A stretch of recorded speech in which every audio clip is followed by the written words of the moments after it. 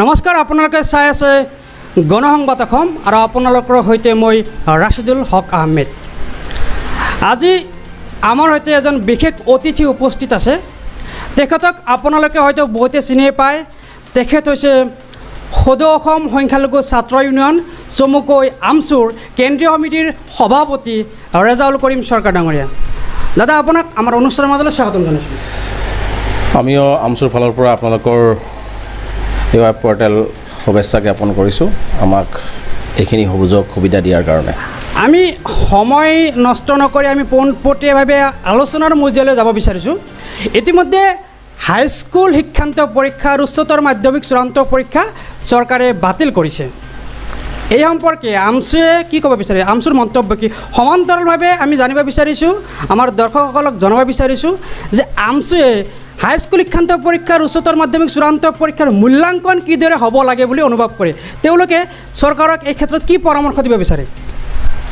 চাওক, আমি প্ৰথমতে অসমৰ মাননীয় শিক্ষামন্ত্ৰী ডাঙৰীয়াক আহ্বান জনাইছিলোঁ যে খুব কম সময়ৰ ভিতৰত হাইস্কুল শিক্ষান্ত পৰীক্ষা আৰু উচ্চতৰ মাধ্যমিক পৰীক্ষা পাতিব লাগে বুলি, আৰু সেইমতে আমি পৰামৰ্শ আগবঢ়াইছিলোঁ যে খুব কম 50 মাৰ্কৰ দি হ'লেও ক'ভিড প্ৰট'কল মেইনটেইন কৰি চেণ্টাৰসমূহ বঢ়াই শিক্ষকসকলক বা ছাত্ৰসকলক ভেকচিন প্ৰদান কৰি আমি পৰীক্ষাসমূহ পাতিবৰ কাৰণে ইতিমধ্যে আমি আহ্বান জনাইছিলোঁ। কিন্তু ক'ভিড পৰিস্থিতি আৰু অধিক ভয়াৱহ হোৱাৰ বাবে ইতিমধ্যে শিক্ষামন্ত্ৰীয়ে কেইবালানিও স্বাস্থ্য বিভাগৰ লগত আলোচনা কৰিছে, আৰু স্বাস্থ্য বিভাগে যিহেতু অনুমতি দিয়া নাই বা অসম চৰকাৰৰ কেবিনেটেও এই সিদ্ধান্ত তেওঁলোকক বিবেচনা কৰিবৰ কাৰণে আহ্বান জনাইছিল যাতে পৰীক্ষা পাতিব নালাগে। গতিকে তেনে ক্ষেত্ৰত অসমৰ শিক্ষামন্ত্ৰী ডাঙৰীয়াই স্বাস্থ্য বিভাগৰ সিদ্ধান্ত অনুযায়ী হয়তো পৰীক্ষা বাতিল কৰিছে। গতিকে এই ক্ষেত্ৰত আমি এটা কথাই আহ্বান জনাম যে যিদৰে তেওঁলোকে মূল্যায়নৰ কথা কৈছে, আমি আহ্বান জনাম যে মূল্যায়নটো ভালকৈ হ'ব লাগিব, কাৰণ এই পৰীক্ষাটো হাইস্কুল শিক্ষান্ত পৰীক্ষা ছাত্ৰ ছাত্ৰীসকলৰ প্ৰথম ভৱিষ্যত নিৰ্ধাৰণ কৰাৰ পৰীক্ষা, আৰু উচ্চতৰ মাধ্যমিক পৰীক্ষাটোও হৈছে যে ছাত্ৰজনে তেওঁ ডক্টৰ হ'ব নে ইঞ্জিনিয়াৰ হ'ব এইটো চিন্তা কৰিব, বা মেট্ৰিকৰ পৰীক্ষাটোত তেওঁ ছায়েন্স পঢ়িব নে আৰ্টছ পঢ়িব নে কমাৰ্চ পঢ়িব এইটোও চিন্তা কৰিব। গতিকে তেনে ক্ষেত্ৰত মূল্যায়নৰ বিষয়টো কিন্তু অতি গুৰুত্ব সহকাৰে ল'ব লাগিব, কাৰণ বহু ছাত্ৰ ছাত্ৰী মেধাৱী ছাত্ৰ ছাত্ৰী আছে বা বহু ছাত্ৰ ছাত্ৰীয়ে এই পৰীক্ষাসমূহ আগতেও যদি বেয়া আছিল এই সময়ত কিন্তু তেওঁলোকে ভাল ফলাফল দেখুৱাবৰ কাৰণে বহু ছাত্ৰ ছাত্ৰী সক্ষম হয়।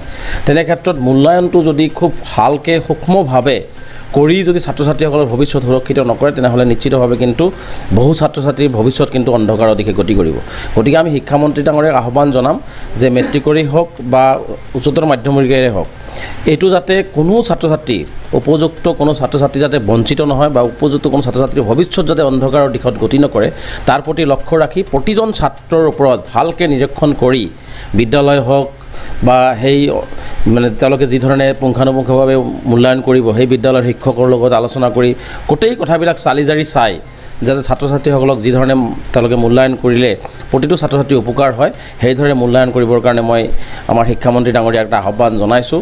আৰু এটা কথা মই আহ্বান জনাম যে যোৱা বছৰ আমি দেখিছোঁ যে কলেজবিলাকত এডমিশ্যনে নাপায়, যিহেতু এইবাৰ পৰীক্ষাই নহ'ল, আৰু তেনে ক্ষেত্ৰত মূল্যায়ন কৰি পেলাই যদি অধিক ছাত্ৰ ছাত্ৰী উত্তীৰ্ণ হৈ যায় তেনেহ'লে কলেজবিলাকত যোৱা বছৰেই উত্তীৰ্ণ বহু ছাত্ৰ ছাত্ৰীয়ে এডমিশ্যন পোৱা নাই বা ছিট বঢ়াবলগীয়া পৰিৱেশৰ সৃষ্টি হৈছে। গতিকে এডমিশ্যনৰ ক্ষেত্ৰতো যাতে কোনো ছাত্ৰ ছাত্ৰীয়ে সমস্যাত নুভোগে, যাতে সকলো ছাত্ৰ ছাত্ৰীয়ে যাতে তেওঁলোকৰ ভৰ্তি আগন্তুক কলেজ বা হায়াৰ ছেকেণ্ডেৰীত তেওঁলোকে কৰিব পাৰে, এই কথাবিলাকো মানে চাৰিওফালৰ পৰা চালি জাৰি চাই মই ভাবোঁ যে এটা ভাল সিদ্ধান্ত শিক্ষা বিভাগে ল'ব। হয়, ইতিমধ্যে চৰকাৰে দুখনকৈ কমিটি গঠন কৰিছে 9জনীয়া সদস্যৰে। এই সম্পৰ্কে আমচুৱে কি ভাবে? চাওক, এতিয়া কমিটি গঠন কৰিছে, আমিও শিক্ষামন্ত্ৰীক বাৰে বাৰে আহ্বান জনাইছিলোঁ। গতিকে এই কমিটিখনত যিসকলে আছে, আমি হয়তো এই কমিটিখনত আমাৰ কোনো সদস্য নাই বা গতিকে আমি যিসকলে আছে নিশ্চিতভাৱে তেখেতসকলে আমি আহ্বান জনাম। আমি থাকিলেও আমাক ৰাখিলেও আমি সেইখিনি আহ্বানে জনালোঁ হয়। আমাৰ মূল কথা হৈছে যে ছাত্ৰ ছাত্ৰীসকলৰ যাতে কোনো ভৱিষ্যত যাতে অসুৰক্ষিত নহয়, প্ৰতিজন ছাত্ৰ ছাত্ৰীয়ে যাতে উচিত মূল্যায়ন পায়, প্ৰতিজন ছাত্ৰ ছাত্ৰীয়ে যাতে মূল্যায়ন যাতে সঠিকভাৱে হয়, আৰু প্ৰতিজন ছাত্ৰ ছাত্ৰীয়ে যাতে ভৱিষ্যতখিনি যাতে আগলৈ লক্ষ্য কৰি যাতে শিক্ষা বিভাগে বা এই কমিটিখনে যাতে এটা ভাল সিদ্ধান্ত লয় তাৰ কাৰণে আমি আহ্বান জনাইছোঁ। আমি আন এটি প্ৰসংগলৈ আগবাঢ়িছোঁ। ডক্টৰ হিমন্ত বিশ্ব শৰ্মাৰ নেতৃত্বাধীন ৰাজ্য চৰকাৰখনলৈ বা ৰাজ্য চৰকাৰৰ সম্পৰ্কে আমচুৰ দৃষ্টিভংগী কি? আমচুৱে কি ভাবে নতুন ৰাজ্য চৰকাৰখনক লৈ? চাওক, নতুন এখন চৰকাৰ হৈছে, আমি আশাবাদী, আমি আশা কৰিম যে চৰকাৰখনে জাত পাত ধৰ্মৰ ওপৰত ভিত্তি নকৰি চৰকাৰখনৰ আসনৰ মুখ্যমন্ত্ৰীত বহিছে মাননীয় হিমন্ত বিশ্ব শৰ্মা ডাঙৰীয়া। গতিকে তেওঁ যিহেতু অসমৰ প্ৰতিটো জাতি জনগোষ্ঠী বা প্ৰতিজন নাগৰিকৰে অভিভাৱক, আৰু এই অভিভাৱক হিচাপে যাতে প্ৰতিটো মানুহেই যাতে এটা তেওঁলোকৰ যি অধিকাৰ, সেই অধিকাৰখিনি যাতে সমান্তৰালভাৱে পায় আৰু প্ৰতিটো জাতি জনগোষ্ঠীয়ে যাতে সমমৰ্যাদা আৰু সমবিকাশ পায়, এইখিনি আশা আমি চৰকাৰৰ ফালৰ পৰা কৰিম। আৰু চৰকাৰক আমি আহ্বান জনাম যে চৰকাৰে ৰাজধৰ্ম পালন কৰি সকলো জাতি জনগোষ্ঠীক কেনেকৈ সমন্বয়ন আৰু সমমৰ্যাদাৰে দি আগবঢ়াই লৈ যাব পৰা যায় আৰু এই ব্যৱস্থা ল'ব লাগে। কাৰণ প্ৰতিটো জাতি জনগোষ্ঠীৰ যদি সমউন্নয়ন আৰু সমমৰ্যাদা নহয়, তেনেহ'লে নিশ্চিতভাৱে অসমখন আগুৱাই যোৱাত বহু পলম হোৱাৰ আগুৱাই নাযায়। গতিকে তেনে ক্ষেত্ৰত মই ভাবোঁ যে প্ৰতিটো নাগৰিকৰে অধিকাৰ সুৰক্ষিত কৰাৰ দায়িত্ব চৰকাৰৰ। গতিকে এইখিনি দায়িত্ব চৰকাৰে পালন কৰিবৰ কাৰণে মই আহ্বান জনাম। আমি আন এটি প্ৰসংগলৈ আগবাঢ়িছোঁ। গৰাখহনীয়া এটি জ্বলন্ত সমস্যা। এই গৰাখহনীয়া ৰোধ সম্পৰ্কে, গৰাখহনীয়া কেনেকৈ ৰোধ কৰিব লাগে এই সম্পৰ্কে আমছুৱে চৰকাৰলৈ কিবা পৰামৰ্শ দিব বিচাৰিব নেকি? মানে কোনবোৰ পদ্ধতি অৱলম্বন কৰিলে গৰাখহনীয়া ৰোধ সম্ভৱ বুলি আমছুৱে অনুভৱ কৰে? চাওক, আমি গৰাখহনীয়া প্ৰতিৰোধৰ কাৰণে প্ৰতি বছৰে অসম চৰকাৰ, ভাৰত চৰকাৰক আমি দাবী উত্থাপন কৰি আহিছিলোঁ। বান সমস্যাটোক ৰাষ্ট্ৰীয় সমস্যা হিচাপে ঘোষণা কৰাৰ আমি দাবী উত্থাপন কৰি আহিছিলোঁ। কিন্তু আজিলৈকে কেন্দ্ৰীয় চৰকাৰে বান সমস্যাটোক ৰাষ্ট্ৰীয় সমস্যা হিচাপে ঘোষণা নকৰিলে। বা গৰাখহনীয়া প্ৰতিৰোধৰ কাৰণে অসম চৰকাৰৰ ফালৰ পৰা বহু চৰকাৰ আহিছে, এতিয়াও চৰকাৰ আছে। প্ৰতিটো চৰকাৰে আচলতে বিজ্ঞানসন্মতভাৱে কোনো ধৰণৰ প্ৰজেক্ট গ্ৰহণ নকৰাৰ বাবে দিনক দিনে গৰাখহনীয়াৰ কবলত প্ৰায় হাজাৰ হাজাৰ বিঘা মাটি আজি ব্ৰহ্মপুত্ৰ, আই, বেকী, চম্পা বা সকলো অসমৰ যিমান নদী আছে, এই প্ৰতিটো নদীয়ে কিন্তু আজি লৈ গৈ আছে। গতিকে মই ভাবোঁ যে চৰকাৰে বিজ্ঞানসন্মতভাৱে, আৰু চৰকাৰে এটা কাম কি কৰে, যেতিয়া বানপানী আহে বা যেতিয়া গৰাখহনীয়া আৰম্ভ হয় তেতিয়া চৰকাৰৰ তৎপৰতা বৃদ্ধি পায়। মই ভাবোঁ যে চৰকাৰ যেতিয়া বানপানী নাথাকে, যি সময়ত গৰাখহনীয়া নাথাকে, সেই সময়তে আচলতে তৎপৰতা দেখুৱাব লাগে। আৰু বিজ্ঞানসন্মতভাৱে মই ভাবোঁ যে অন্য ষ্টেটত বা ভাৰতৰ বাহিৰৰ ৰাজ্য বা মানে দেশবিলাকত কেনেকুৱা ধৰণে গৰাখহনীয়া ৰোধ কৰাৰ পৰিকল্পনা লয়, এই পৰিকল্পনাবিলাক আচলতে অসম চৰকাৰে ল'ব লাগে। কাৰণ আমাৰ গৰাখহনীয়া সমস্যাটো মূল সমস্যা, যি সমস্যাৰ কাৰণে আজি প্ৰায় 30 লাখতকৈ অধিক মানুহ বেঘৰ হৈছে, হাজাৰ হাজাৰ বিঘা আজি ইতিমধ্যে নদীৰ বুকুত আছে। গতিকে এই সমস্যাটোক আমি বাৰে বাৰে সেইকাৰণে কৈছিলোঁ যে ৰাষ্ট্ৰীয় সমস্যা হিচাপে ঘোষণা কৰিব লাগে। গতিকে এই সমস্যাটোক আচলতে অসমৰ প্ৰতিখন চৰকাৰে আচলতে সৰু বুলি ভাবি লয় আৰু প্ৰতিটো সময় এই সমস্যাটোক মানে বানপানীৰ সময়ত কেইটামান বা পাৰ্কোপাইন দি বা দুই এটা স্কিম ধৰিয়ে আচলতে সমস্যাটো সমাধান কৰিব বিচাৰে, যাৰ কাৰণে আচলতে এই গৰাখহনীয়া সমস্যাটো দিনক দিনে সমাধান হোৱাটো দূৰৰ কথা, দিনক দিনে বৃদ্ধি হৈ গৈ আছে। গতিকে এনেকুৱা ধৰণে যদি চৰকাৰে যদি সপাঢিলা নীতি লয় বা যদি কোনো ধৰণৰ ভাল বৈজ্ঞানিক পদ্ধতি অৱলম্বন নকৰে, তে অসমখনে এটা সময়ত এনেকুৱা হ'ব যে ব্ৰহ্মপুত্ৰ বা ইয়াৰ উপনৈ যিমান আছে, প্ৰতিটো উপনৈৰ মাজত এই অসমখনৰ মাটিকালিবিলাক যাই পৰিব। গতিকে মই অনুৰোধ জনাম অসম চৰকাৰক, নতুন চৰকাৰ হৈছে, নতুন বানমন্ত্ৰী হৈছে, গতিকে তেখেতসকলক আমাৰ বিনম্ৰতাৰে আহ্বান থাকিব যে বানপানী অহাৰ আগৰ পৰাই চৰকাৰে এটা ভাল সিদ্ধান্ত লওক, য'ত যেনেকৈ ধৰণে নদীবিলাকক প্ৰটেকশ্যন দিলে আমাৰ এই মানুহ গৃহহীন নহ'ব, নিজৰ খেতি বাতি ব্ৰহ্মপুত্ৰৰ বুকুত নাযাব। গতিকে এই ব্যৱস্থাটো ল'বৰ কাৰণে আমি আহ্বান জনাইছোঁ। আমি আন এটি প্ৰসংগলৈ আগবাঢ়িছোঁ। চৰকাৰী ভূমি বেদখল আৰু উচ্ছেদ এই সম্পৰ্কে আমছুৰ দৃষ্টিভংগী কি? আমছুৱে কি ভাবে? চাওক, আমি বাৰে বাৰে কৈ আহিছিলোঁ যে আমি উচ্ছেদৰ বিৰোধী নহয়। কোনোবাই ভূমি দখল কৰিছে, বিভিন্ন সময়ত মন্দিৰ, মছজিদ, সত্ৰৰ এইবিলাকৰ ভূমি দখল কৰা বুলিও অভিযোগ উত্থাপিত হৈছে। আমাৰ মূল কথা হৈছে যে আমি উচ্ছেদ বিৰোধী নহয়, কিন্তু আমাৰ মূল কথা হৈছে যে কিয় এটা মানুহ চৰকাৰী ভূমিত থাকিবলগীয়া পৰিৱেশৰ সৃষ্টি হ'ল, এই কথাটো চৰকাৰে কেতিয়াবা ভাবিছে নেকি? কোনো চৰকাৰে এতিয়ালৈকে এই কথাটো নাভাবিলে যে এটা মানুহ কিয় উঠি গৈ এটা চৰকাৰী ভূমিত থাকিবলগীয়া হৈছে। চৰকাৰক আমি বাৰে বাৰে কৈছিলোঁ যে যিসকল মানুহ ইতিমধ্যে বিভিন্ন ঠাইত আশ্ৰয় লৈছে, চৰকাৰী ভূমিত আশ্ৰয় লৈছে, নিশ্চিতভাৱে তেওঁলোকৰ বুকুত কিবা বেদনা আছে, নাইবা তেওঁলোকৰ ঘৰ বাৰী কিবা কাৰণত হ'লেও তেওঁলোকৰ ঘৰ বাৰী নোহোৱা হৈছে। কাৰণটো কি? কাৰণটো উলিয়াবলৈ চেষ্টা কৰা নাই। ইতিমধ্যে মই কৈছোঁ যে ব্ৰহ্মপুত্ৰৰ বুকুত ইতিমধ্যে প্ৰায় 30 লাখতকৈ অধিক মানুহ বেঘৰ কৰিছে ব্ৰহ্মপুত্ৰৰ ইয়াৰ উপনৈসমূহে। এই 30 লাখ মানুহ আজি ক'ত সংস্থাপিত কৰিছে চৰকাৰে? আজিলৈকে চৰকাৰৰ হাতত কোনো তথ্য নাই। গতিকে চৰকাৰে যেতিয়ালৈকে গৃহহীন, ভূমিহীন মানুহক সংস্থাপিত নকৰিব, তেতিয়ালৈকে মানুহ জীয়াই থকাৰ তাৰমানে মানুহটো আকাশত বসবাস কৰিব নোৱাৰিব, মানে পানীত বসবাস কৰিব নোৱাৰে নহয়। গতিকে মানুহ যদি পানীত বসবাস কৰিব নোৱাৰে, আকাশত বসবাস কৰিব নোৱাৰে, ক'ৰবাতো জীয়াই থাকিবৰ কাৰণে বসবাস কৰিব লাগিব। নিশ্চিতভাৱে হয়তো কোনোবা চৰকাৰী ঠাইত তেওঁলোকে খালী পাইছে, তাতে তেওঁলোকে বসবাস কৰিছে। আৰু বসবাস কিয় কৰিছে? নিজৰ সতি সন্ততি লৈ তেওঁলোকে জীয়াই থকাৰ কাৰণে তেওঁলোকে বসবাস কৰিছে। গতিকে চৰকাৰে প্ৰথম কথা হৈছে চৰকাৰৰ এই উচ্ছেদ আৰু ভূমি দখল শব্দকেইটা তেতিয়াহে নোহোৱা হ'ব যেতিয়া ভূমিহীন মানুহক চৰকাৰে কোনো পক্ষপাতিত্ব নোহোৱাকৈ তেওঁলোকক ভূমি প্ৰদান কৰিব। গৃহহীন মানুহখিনি আজি গোষ্ঠী সংঘৰ্ষৰ সময়ত গৃহহীন হৈছে, আজি 93 পৰা আজি 2014লৈকে বহু মানুহ গৃহহীন হৈ আছে। এইসকল মানুহক আজিলৈকে ভূমি দিয়া নহ'ল। এইসকল মানুহক যদি ভূমি দিয়া হ'লেহেঁতেন, এইসকল মানুহ হয়তো কোনোবা মানুহৰ ঘৰত ভাড়া লৈ আছে, কোনোবা চৰকাৰী ভূমিত আছে, বা আজি বান গৰাখহনীয়াই আজি হাজাৰ হাজাৰ মানুহক যে আজি গৃহহীন কৰিছে, এই মানুহখিনিক চৰকাৰে এটা ছাৰ্ভে কৰি তেওঁলোকক যদি অকণমান যদি ভূমি প্ৰদান কৰিলেহেঁতেন, নিশ্চিতভাৱে কোনো মানুহ চৰকাৰী ভূমিত থাকিব নিবিচাৰিলেহেঁতেন। চৰকাৰে কেৱল ভাঙিব বিচাৰিছে, গঢ়িব বিচৰা নাই। গতিকে চৰকাৰক আমি সেইকাৰণে মুখ্যমন্ত্ৰীক আমি আহ্বান জনাইছোঁ, বাৰে বাৰে আহ্বান জনাইছোঁ, স্মাৰক পত্ৰ দিছোঁ, সাক্ষাৎ কৰিও কৈছোঁ যে চৰকাৰে প্ৰথমতে কিমান মানুহ গৃহহীন হৈ আছে, কিমান মানুহ গোষ্ঠীগত সংঘৰ্ষত গৃহহীন হ'ল, কিমান মানুহ গৰাখহনীয়াত গৃহহীন হ'ল, এই মানুহখিনি ক'ত কেনেকৈ আশ্ৰয় লৈ আছে, এই মানুহখিনি এটা ছাৰ্ভে কৰি প্ৰথমতে ভূমি প্ৰদানৰ ব্যৱস্থাটো কৰক। আজি চাব, চৰকাৰে ভূমি দিছে, 1,50,000 মানুহক তেওঁলোকে ভূমি পট্টা প্ৰদান কৰিলে। এই ভূমি পট্টা প্ৰদানৰ ক্ষেত্ৰতো বৈষম্যমূলক নীতি কৰা হ'ল, য'ত জাত পাত ধৰ্মৰ কথা আহি পৰিছে। গতিকে চৰকাৰে ভূমিহীন মানুহক, গৃহহীন মানুহক, এই দুখীয়া মানুহখিনিক যিহেতু আকাশত বা পানীত তেওঁলোকে বসবাস কৰিব নোৱাৰে, গতিকে তাত কোনো পক্ষপাতিত্বমূলক আচৰণ নকৰি চৰকাৰে মানৱীয় দৃষ্টিৰে ৰাজধৰ্ম পালন কৰি মই ভাবোঁ যে এই ভূমিহীন মানুহখিনিক ভূমি প্ৰদান কৰাৰ ব্যৱস্থা কৰক। মই ভাবোঁ 1 মাহৰ ভিতৰতেই কোনো মানুহেই বেদখল কৰিবও নাযায়, কোনো মন্দিৰ মছজিদ সত্ৰতো থাকিবলৈ নাযায়। গতিকে চৰকাৰে আচলতে এইটো ৰাজনৈতিকভাৱে আচলতে সংখ্যালঘু সমাজ আচলতে এই ক্ষেত্ৰত বেছি ভুক্তভোগী। গতিকে এই সমাজটোকো মানে বিভিন্ন ক্ষেত্ৰত মানে তললৈ লৈ যাবৰ কাৰণে বা চৰকাৰে এই জনগোষ্ঠীটোক টাৰ্গেট কৰিবৰ কাৰণেও এই উচ্ছেদৰ দৰে কাৰ্যসূচী লৈ আছে। কিন্তু সমাধানৰ ৰাস্তা যে ভূমি প্ৰদান কৰি তেওঁলোকক সংস্থাপিত কৰিব লাগে, সেই সংস্থাপিত ৰাস্তাত চৰকাৰে যোৱা নাই। NRC ৰিভেৰিফিকেশ্যন সম্ভৱনে? যিহেতু আমছুৱে NRCৰ লগত আৰম্ভণিৰে পৰা লাগি আছে, বিষয়টো উচ্চতম ন্যায়ালয়ৰ বিচাৰাধীন। সমান্তৰালভাৱে আমি জানিব বিচাৰিছোঁ, আমছুৱে NRC ৰিভেৰিফিকেশ্যন বিচাৰেনে? চাওক, আমি ষ্টেণ্ড আগৰ পৰাই ক্লিয়াৰ কৰিছোঁ যে আমছুৱে NRC ৰিভেৰিফিকেশ্যন নিবিচাৰে। ইতিমধ্যে ৰিভেৰিফিকেশ্যন হৈ NRCখনৰ চূড়ান্ত তালিকা প্ৰকাশ পাইছে আৰু ইতিমধ্যে এইটো উচ্চতম ন্যায়ালয়ৰ বিচাৰাধীন হৈ আছে। বাকী এতিয়া 19 লাখ মানুহৰ নাম বাদ পৰিছে। আমি মুখ্যমন্ত্ৰীক দাবী জনাইছোঁ যে 19 লাখ মানুহৰ পুনৰবাৰ ৰিজেকশ্যন শ্লিপ দি পেলাই কিয় তেওঁলোকৰ নামখিনি নাহিল, গতিকে এই মানুহখিনিক NRCত অনাৰ ব্যৱস্থা কৰিব লাগে আৰু প্ৰতিজন মানুহক NRC হাতে হাতে দি দিব লাগে। গতিকে তেনে ক্ষেত্ৰত আজি অসম চৰকাৰে হওক বা NRC কৰ্তৃপক্ষই যি ধৰণে ৰিভেৰিফিকেশ্যন বিচাৰিছে, আমি ইয়াত তীব্ৰ বিৰোধিতা কৰিছোঁ।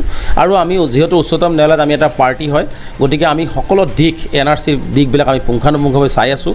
আৰু ইতিমধ্যে ভাৰতৰ মানে RGI আৰু গৃহ সচিবক আমি ইতিমধ্যে আমাৰ স্মাৰক পত্ৰ আমি প্ৰদান কৰি আমাৰ কথাখিনি আমি দাঙি ধৰিছোঁ। গতিকে উচ্চতম ন্যায়ালয়ত এই কেছটো উঠিলে নিশ্চিতভাৱে আমি আইনগতভাৱে উচ্চতম ন্যায়ালয়তে আমি দ্বাৰস্থ হ'ম। আৰু আমি আশাবাদী যে মাননীয় উচ্চতম ন্যায়ালয়ে যি ধৰণে NRCখন খুব সূক্ষ্মভাৱে তদাৰক কৰি আছে আৰু আহিবলগীয়া দিনবিলাকত অসমৰ ৰাইজৰ কাৰণে সঠিক আৰু শুদ্ধ দিশত NRCখন প্ৰকাশ কৰাৰ ক্ষেত্ৰত এটা বলিষ্ঠ ভূমিকা উচ্চতম ন্যায়ালয়ে ল'ব বুলি আমি আশাবাদী। আৰু চৰকাৰে যি ধৰণে NRCখন বানচাল কৰাৰ কাৰণে বা NRC কৰ্তৃপক্ষই যি ধৰণে NRCখন বানচাল কৰাৰ কাৰণে মানে যি নতুন নাটক বা নতুন ভেকভাওনা আৰম্ভ কৰিছে, ইয়াৰ প্ৰত্যুত্তৰ আমি উচ্চতম ন্যায়ালয়ৰ দ্বাৰাই আমি দিম। মাইক্ৰ' ফাইনেন্সৰ ঋণ ৰেহাইৰ চৰ্ত আৰু ডক্টৰ হিমন্ত বিশ্ব শৰ্মাৰ নিৰ্বাচনী ভাষণ, এই ক্ষেত্ৰত আমছুৱে কি ক'ব বিচাৰে? আমাৰ মূল কথা হৈছে চৰকাৰ এখন গঠন হৈছে। চৰকাৰ গঠন হোৱাৰ আগত বিজেপি দলে কি কৈছিলে যে মাইক্ৰ' ফাইনেন্স আমি মাফ কৰি দিম যিসকলে ঋণ লৈছে। গতিকে বৰ্তমানৰ মুখ্যমন্ত্ৰী ডাঙৰীয়া তেতিয়া বিত্তমন্ত্ৰী আছিল, তেখেতেও এই কথাটো উপস্থাপন কৰিছিলে আৰু যাৰ কাৰণে আজি হাজাৰ হাজাৰ মহিলাই মুখ্যমন্ত্ৰীৰ মুখৰ পিনে চাই আছে। গতিকে আমি এটা কথাই অনুৰোধ জনাম যে আজি এই মাইক্ৰ' ফাইনেন্সৰ মাফ কৰাৰ কথা কৈ বহু মানুহে আজি তেওঁলোকে ঋণ পৰিশোধ কৰা নাই, বহু মানুহৰ চিভিল আজি তেওঁলোকৰ বন্ধ হৈ আছে। এইবিলাক আৰু ভৱিষ্যতে কোনো জেগাৰ পৰা তেওঁলোকে লোন চনো নাপাব। আৰু বহু মানুহে আজি ঘৰ বাৰী ইতিমধ্যে বিক্ৰী কৰিবলগীয়া হৈছে, গৰু ছাগলী বিক্ৰী কৰিবলগীয়া হৈছে। মোৰ মূল কথা হৈছে যে প্ৰতিশ্ৰুতি যিহেতু ৰাইজক দিয়া হৈছে, প্ৰতিশ্ৰুতি অনুযায়ী ৰাইজে তেওঁলোকক মেণ্ডেট দিছে, চৰকাৰ গঠন হৈছে। গতিকে মই মুখ্যমন্ত্ৰী ডাঙৰীয়াক আহ্বান জনাম যে মাইক্ৰ' ফাইনেন্স লৈ যি প্ৰতিশ্ৰুতি দিয়া হৈছিল, মই ভাবোঁ সঠিক আৰু শুদ্ধভাৱে প্ৰতিজন মাইক্ৰ' ফাইনেন্সৰ যিসকলে লোন লৈ আজি অসহায় হৈ পৰিছে, সেইসকল মানুহৰ মাইক্ৰ' ফাইনেন্সৰ লোনটো মাফ কৰি দিব লাগে। আমছু কংগ্ৰেছৰ বি টিম মানি ল'ব বিচাৰেনে?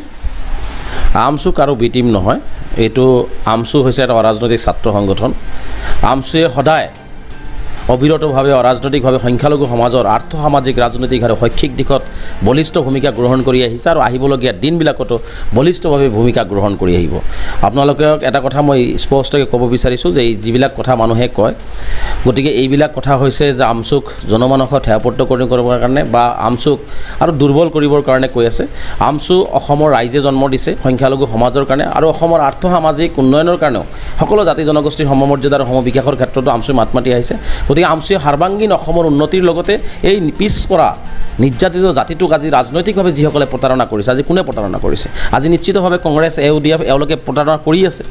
আজি বিজেপি দল আহিছে, বিজেপিটো কৰিবই, তেনে ক্ষেত্ৰত আজি তেওঁলোকে কৰিছে। গতিকে এই প্ৰতাৰণাৰ বলি যাতে ৰাজনৈতিকভাৱে নহয় তাৰ কাৰণে কিন্তু আমচুৱে অবিৰতভাৱে কথা কৈ আছে। আজি আমচুৱে যদি বি টিম হ'লহেঁতেন, আমচুৱে বলিষ্ঠভাৱে উচ্ছেদৰ ক্ষেত্ৰত আজি কংগ্ৰেছ দল, ৰিপুণ বৰা, দেৱবৰ শইকীয়া, সংখ্যালঘু বিধায়ক বা UDF প্ৰধান বদৰুদ্দিন আজমলৰ যি নীৰৱতা, এই নীৰৱতাক আমি তীব্ৰভাৱে নিন্দা কৰি আছোঁ, গৰিহণা দি আছোঁ। প্ৰয়োজন সাপেক্ষে সমূহ সময়ৰ পৰা তেওঁলোকৰ বিৰুদ্ধে গণতান্ত্ৰিক আন্দোলন কৰিবৰ কাৰণেও আমি সাজু আছোঁ। গতিকে আমাৰ কথা হৈছে যে আমাৰ ভোট লৈ যিসকলে আমাক যুগ যুগ ধৰি প্ৰতাৰণা কৰি আছে বা কৰিব বিচাৰি আছে, সন্মুখৰ দিনবিলাকত যাতে তেওঁলোকে নাভাবে যে পূৰ্বৰ দৰেই সংখ্যালঘুসকলক প্ৰতাৰণা কৰিলে তেওঁলোকে বাচি যাব।